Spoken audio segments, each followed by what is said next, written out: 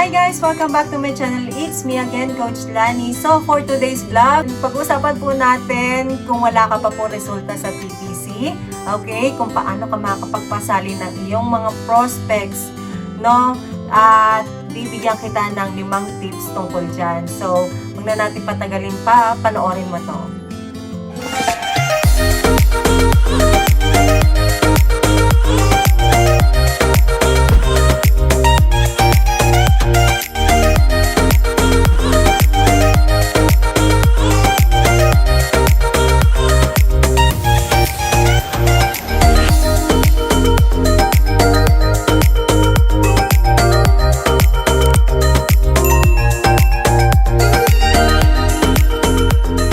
Number 1 tip, believe in your product. So, unang-una po sa lahat, dapat po naniniwala po tayo sa ating produkto. So, doon po natin mapapasali yung mga members natin. Unang-una po is, malalaman po kasi ng ating mga prospects or ating mga clients or yung mga target prospects natin kung tayo ba ay believe sa ating negosyo or kung maganda po yung ating produkto. So, unang-una po kasi talagang bibilhin ng customer or ng mga clients natin is yung produkto. So, dapat ikaw sa sarili mo, believe ka sa produkto mo and maipakita mo sa kanila na kailangan nila yung produkto mo. So, ang maganda dito, ang good thing sa atin, hindi natin pwedeng hindi maipagmalaki yung ating negosyo dahil necessity na yun naman kaya kung bakit ang daming nag-a-avail sa atin dahil necessity na ang load. So yan, hindi mahirap ibenta. Yun ang maganda dito kapag full trust ka sa product mo at maganda yung pinipresent mo negosyo, that's the more chance na maraming sumali sa'yo kasi dahil nga ikaw mismo sa sarili mo, alam mo sa sarili mo na yung sinalihan mo is magandang kumpanya and maganda yung produkto. So yun po yung unang-una, dapat believe in your product kasi malalaman ng mga clients mo yan kung yung pinipresent mo sa kanilang produkto ay hindi mo pa alam and also hindi ikaw sigurado. Kaya dapat bago ka mag-present ng negosyo, dapat alam mo kung ano yung pinipresenta mong produkto. So, dapat alam mo kung ano yung product mo. Tips number 2 is use your upline's result. So, since dahil wala ka pa po tayong resulta, kayo po, no? Pwede nyo pong gamitin yung mga resulta ng other coaches or yung mga uplines ninyo. So, yung other coaches is yung mga kumikita na sa TPC. So, for example, ako po, pwede po ninyong i-repost yung mga cheque namin or yung mga cheque ng ibang coaches o mga tipicians. Okay po? So, kapag ginamit nyo po yun, pwede po ninyong i-post sa Facebook ninyo or ipakita sa mga clients ninyo kapag nagpe-present po kayo. So, naalala ko po before, nung ako din po, nung kakastart ko po sa TPC, wala rin po akong resulta. Ang ginawa ko po, ginamit ko po yung resulta ni Mars Crystal. Okay po, yung upline ko, direct upline ko. Si Coach Louis, si Jimmy. So, ginamit ko po yung mga resulta nila. Even po yung mga other uplines namin. So, sa ibang na po to, ibang team, ginamit ko rin po yung resulta nila para maipakita ko po sa mga clients ko every time na magpe-present po ako sa kanila. And in fairness naman po, kapag pinapakita ko po yon, syempre magtatanong sila, ikaw ba may kinita ka na ba? Magkano na kinita mo dyan? Kailan ka pa nag-start dyan? So, usually yan po yung tinatanong nila kapag nagpe-present ka po ng networking business. So, alam nyo po, ang sinasabi ko lang po doon, kapag hinahanapan po nila ako ng resulta, wag po natin sasabihin na malaki na po kinita natin, which is hindi naman po totoo. Mas maganda po, sabihin nyo po sa kanila na kaya kita sinasama or kaya ko pinipresent tong negosyo sa'yo kasi gusto ko katulad nila, ma-achieve din natin. So, dapat maramdaman nila na ang purpose mo is gusto mo siya makasama once na maging successful ka na sa negosyong pinasok mo. And in fairness naman po, yung iba talaga, no? Yung iba talaga mga pinresentan ko dati, hindi sila naniwala. Hindi sila sumali sa akin. Pero, okay po, hayaan nyo lang po sila. Okay lang po yun. Huwag po sasama ang loob ninyo. Sabi nga po, kapag kapag wala ka pong na-close deal, tawag dito, kailangan po humanap tayo ng iba na makakasama natin sa negosyong to. So, sabi nga po, kung ayaw po, next naman po. Sa iba naman po tayo maghanap or iba naman po yung pipresenta natin. So, that's the time. Noong time na yun na nagpe-present po ako sa mga kaibigan ko, may mga hindi po sumali na ngayon po, nung may resulta na ako, sila na po yung lumalapit para sumali sa negosyo. Okay lang po yan. Kapag hindi po sila sumali, gawin po ninyo next naman po. So, hanggang sa makakuha po kayo ng mga leaders and yung mga maniniwala po sa inyo. So, yun po, and yun po yung number 2 na tips po natin is use your uplines result or yung mga nagkakaroon po ng bahay, yan, may sasakyan, yun po yung ipopost natin sa FB natin. So, pwede po natin lagyan ng caption na congratulations, ganyan-ganyan, ika-copy-paste lang po ninyo. Ang maganda naman po dito sa TPC, copy-paste business lang po tayo. Kung ano po yung pinost ng iba, pwede po nating i-copy-paste yon sa ating wall and then, yun po, makikita po ng mga tao na kapag nakita nilang katas TPC, ibig sabihin, totoong kumikita sa TPC. So, yun, mas maganda po maging honest tayo, yun talagang kinita po or mga cheque po talaga. Kaya kami po, pag nag-e-encash din po kami sa TPC, marami pong pag pinopost po namin, ginagamit din po ng iba. So, okay lang yon kasi kahit kami ni Coach Crystal, ginawa din po namin yon. Ginamit namin yung result ng upline namin. And by the time na kapag ikaw naman ang kumikita, example, kumikita ka na ng 10,000 na cheque, idadagdag mo yon sa presentation mo or makikita yon sa Facebook mo na kumikita ka na sa TPC. So, that's number 2. So, tips number 3, do not use the old style po ng mga networker. Ano po ba yung old style nila? Yung po yung kape-kape, sasabihin nyo po, tatawag po kayo sa kaibigan ninyo, meron ako sinalihan na na negosyo, networking, ang yaman na ng kaibigan ko. Okay? Ang yayaman na nila, may kotse na, milyonarya na. Wag na wag nyo pong gagamitin yon.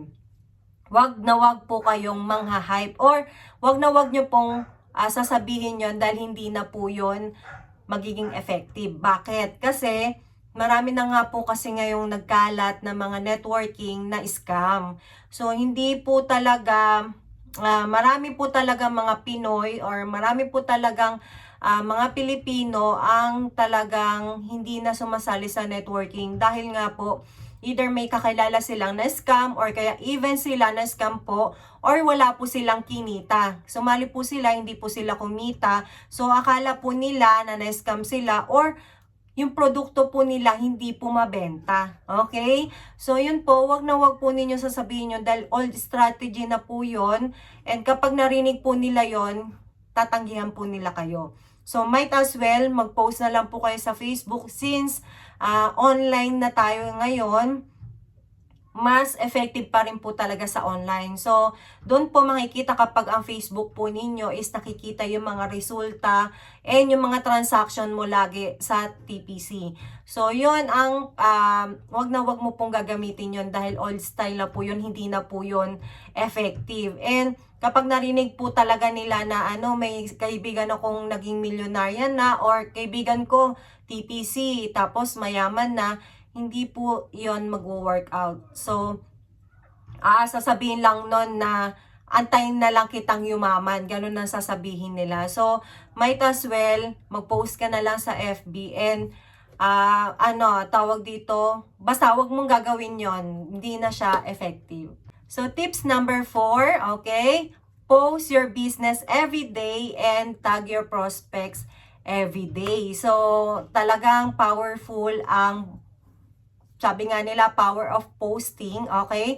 So, napaka-powerful po ng posting araw-araw.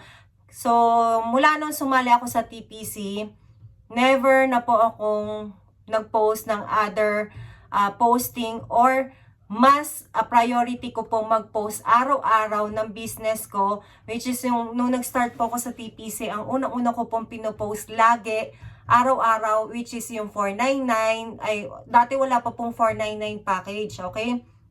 Pinopost ko po dati is yung 999, ay 1388, then 799. Yung 799, yun po yung 499 pesos na ngayon, okay po. Yung 1388, yun po yung 999 na po ngayon.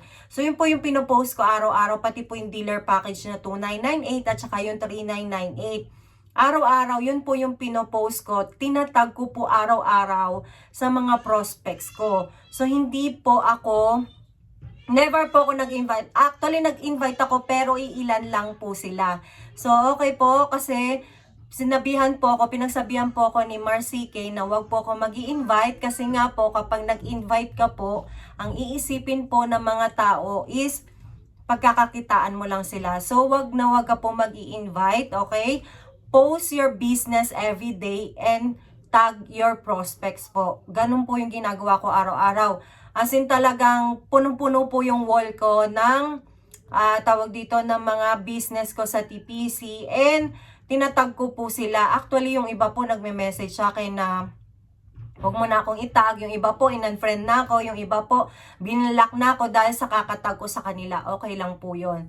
Kasi po, power of posting and power of tagging, diyan ko po nakuha, diyan ko po nakuha lahat ng leaders ko, si Coach Annalyn, si Coach Nel, si Coach Chen, halos lahat po ng aking mga leaders sa team or yung mga Hall of Famer na po at Hall of Famer and top earners sa TPC, sa under my team, okay po, nakuha ko po sa tagging and posting. And yun naman po kung bakit lumaki yung grupo namin sa TPC, okay po, Team Inspired Achievers, dahil nakuha namin yun sa inay namin, Inay CK, Team Achievers, kung paano yung power of posting and tagging. Okay po, by the way, tulad ng sinabi ko, si Coach Crystal nakuha po ko through tagging every day. Okay po, na halos i-block ko na rin po siya, pero dumating yung time pala na talagang ipagpapasalamat ko pa kung bakit niya ako tinag. So yun yung story namin sa yun yung story ko sa TPC. So nakuha po ako through posting and tagging.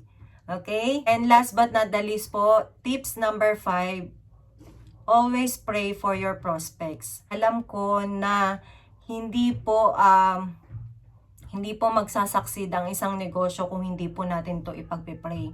And hindi ka po bibigyan ni Lord kung hindi mo hihingiin sa Kanya. So, always pray for your prospects. Example, tulad po ako, bibigyan ko po kayo ng tips sa ako po, kapag meron po akong leader na gustong makuha, example po, tawag dito, nakita ko na meron po siyang may skill po siya, na magaling po siya, and gusto ko po siya makuha sa TPC, tinatag ko po siya everyday, and pinagpe-pray ko, sinasabi ko talaga na, Lord, kung will mo, gusto ko pong makuha siya as a leader, gusto ko po siyang tulungan sa TPC, gusto ko siyang kasama sa TPC para po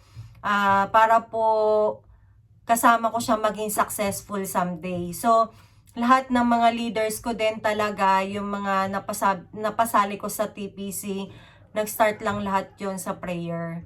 So, sabi nga, prayer works. Basta lagi mo siyang pinagpe-pray. So, sabi ko lagi dati, kahit wala pa akong grupo, sabi ko, Lord, hiniling ko na, sabi ko, Lord, gusto ko na malaking grupo, handa na ako, gagawin ko lahat. Masupport ko lang sila, basta bigyan mo ko ng malaking grupo at mga leaders, gagawin ko lahat. So, yun. And, ang bilis ng pangyayari, lumaki kagad yung team, and binigyan nga naman talaga ako ni Lord ng mga leaders. Pero syempre, kahit hiniling mo siya, kung ikaw mismo sa sarili mo, hindi ka leader, hindi ka naman kumikilos, so sabi nga nila, nasa Diyos ang awa, nasa tao ang gawa. So dapat ikaw din sa sarili mo, ready ka na talaga na humawak ng grupo, which is, ibig sabihin, alam mo na yung technicalities ni TPC, alam mo na yung 8 ways to earn, alam mo na lahat, kasi pinag-aralan mo na, nag-a-attend ka na ng mga trainings, and talagang alam mo na hasakan na sa negosyo. So, yun po, and alam ko na lahat ng negosyo, nagiging successful siya kapag sinamahan natin ng paglalakbay kasama si Lord. So, yun, and yun po yung pinaka-tips ko po sa inyo, and always remember na lahat ng bagay na dapat nating gawin, kahit bago man negosyo yan or anumang negosyo yan, dapat po natin siya pinagpipray and kasama natin dapat si Lord dito. Okay? Hindi dapat na yung tayo lang sa sarili natin na alam natin na, ay, kaya ko to, magaling ako, makakapagpasali ako ng marami. Dapat talaga humble down lang lagi tayo and laging yes upline. So, yun, I hope lahat to maging etong 5 tips na to ay maging helpful sa inyo at makatulong sa inyo, lalo na kung baguhan ka. So, wag kang mag-alala kasi lahat yang sinabi ko, ginawa ko po yan, kami ni Coach Crystal, okay? Ginawa po yan halos lahat ng mga team kung bakit malaki na rin po yung mga grupo nila. So with that, maraming salamat po. I'm Coach Lani again. Kung hindi ka pa po subscriber ng aking channel, okay? Please click subscribe po, and para click mo na rin po yung notification bell. Please click din po yung notification bell para ma-update ka sa mga bagong videos natin. Maraming salamat. Bye-bye!